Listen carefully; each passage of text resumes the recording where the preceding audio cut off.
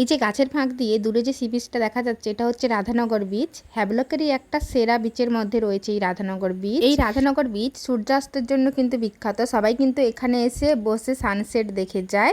আমরা কিন্তু এই বিচের পাশেই একটা বাঙালি রেস্টুরেন্ট রয়েছে, সেখানে লাঞ্চ সেরে এখানে বসতে চলে এসেছি। এখানে যে বসার জায়গাগুলো ছিল সেখানে এতটাই ভিড় ছিল যে আমাদের বসার জায়গা ছিল না, তার জন্য আমরা দূরে চলে এসেছি। দূরে এসে এই গাছের নিচে বসেছি।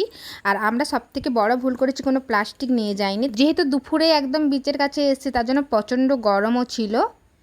এশিয়া মহাদেশের যে সেরা বিচগুলো রয়েছে তার মধ্যে কিন্তু রয়েছে এই রাধানগর বিচটা। বেশিরভাগ পর্যটকরা এখানে কিন্তু বেড়াতে এসে কেউ কিন্তু চুপচাপ বসে থাকে না, সবাই কিন্তু জলে নেমে যায়।